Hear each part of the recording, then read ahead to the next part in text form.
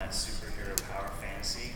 And to really do that, you have to have that connection with your character. So if you push the attack button, your guy swings. If you push it 10 times, he goes into a 10 kind of swing combo. And that really kind of gives you that connection. And on top of that, we have heavy use of physics. So just about everything that's not nailed down, you can kind of pick up and throw, buses and cars.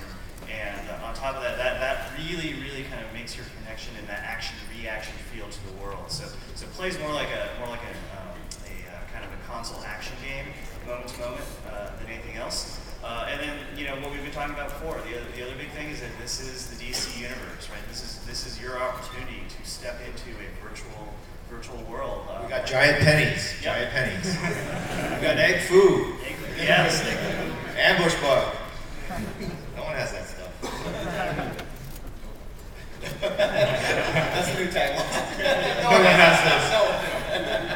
But Jeff has to be there for all of the press events, and he just stands in the background and constantly goes, "No one." Yes. Actually, if you create a really lame character, Jeff Johns will come into the game, find you, reinvent your character, redesign you, relaunch you, and make it cool. So, I guarantee you.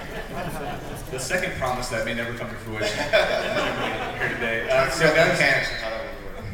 So if you guys don't mind, I'd like to open up to the fans and let you guys get the questions. And actually, I think we have a mic right here. This is when it gets awkward because you have to come stand under the spotlight and ask questions. So I assume we can just line up right here and ask some questions. And nobody's doing that's ridiculous because we all want to ask questions.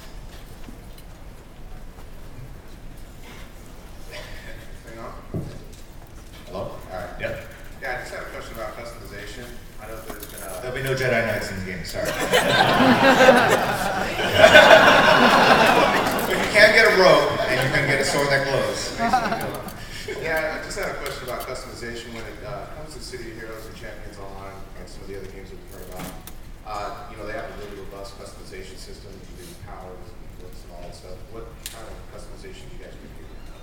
Yeah, actually, Jens, you want to talk about how you create a character? Yeah, I mean, there's a lot of ways to go about doing that, right? The games you mentioned, I think they go for fashion over function.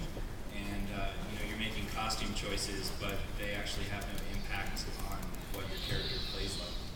And they're fluff, right? They're cool, they're fluff. We want to actually add to that. We want to make those fluff choices meaningful. So you have a lot of character customization options in the beginning of the game as far as costume goes, right? Also in how you create your character functionally, but we can get into that later. I assume you're talking about the costume itself. So what we want to do is actually give you the ability to collect costume pieces as you go through.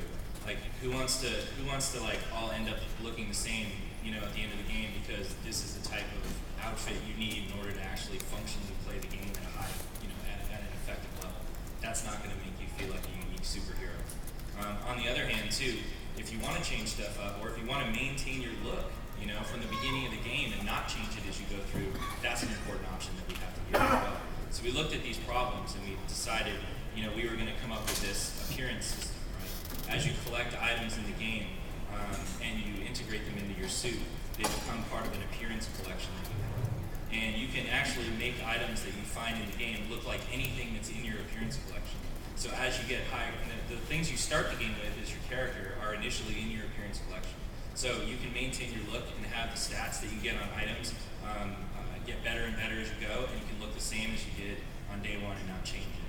But you also have the option, as you find more and more stuff in the game, to have hundreds of thousands of stuff in your appearance collection that you can choose from in order to update your character on any given day. You can make it look like this, you can make it look like that, which is really cool because that fantasy, how many suits does Batman have in Batcave?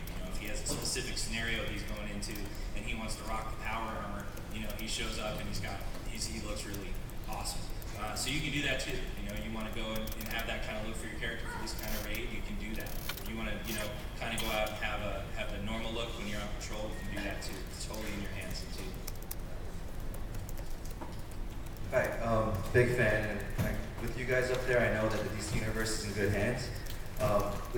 With the game universe, though, I've seen many MMOs go south when they start responding to, transient gamers that give feedback that no one really agrees with, or just casual gamers that are in and out of the game and they nerf things or buff things that no one else wants. What are you guys going to do in terms of trying to keep the game with the majority of the consumers or the majority of the community liking it as opposed to the 10% that go on boards and forums? Well, the first thing is to put in commands like if Jens Anderson or if Jim Lee be Hoovered, right? So make sure we have those in there. But I don't know, in game development, there's like, there's a lot of ebb and flow in terms of like how the game is performing in terms of balance. Also, like a new game comes out, and you get new game minus, oh my god, look at all these features.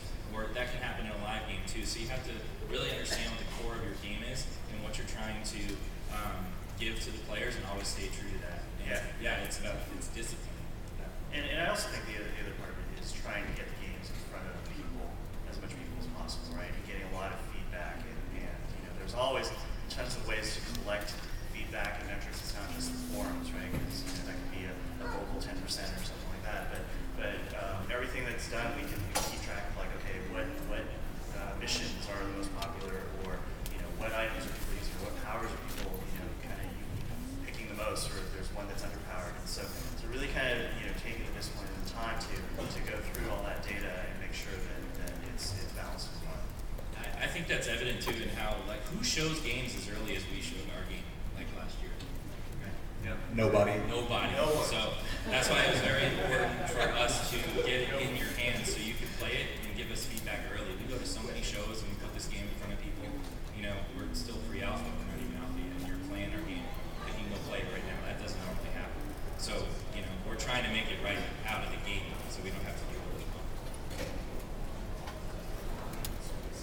You gave an example earlier of villain stealing some device, and then later, that device coming up in a scenario for a hero.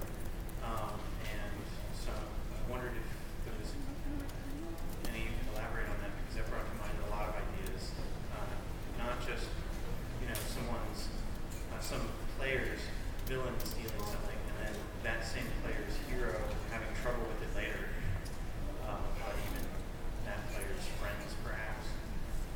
Or maybe you were talking about something that is more time-based for everyone, like for some week or something, there was some mission about this stealing this device, and then a couple of weeks later there was a mission everyone could participate in, which was about the device reappearing and causing trouble. So I just wondered if you could elaborate on that, because it seems like there's a lot of cool possibilities there. I just say that shirt is awesome. That's right. He's available for hugs. Free hugs. That's a good idea. I'll write that one up. That's cool. I can't comment too specifically on that. I can tell you we've talked about contested missions that we have in the game, which is sort of our PvP missions, where heroes or villains can start something off in the open world and it can be interrupted by the opposing side. So we have this feeling of getting away with a crime and trying to commit a crime against other players. The other stuff, we'll talk about that.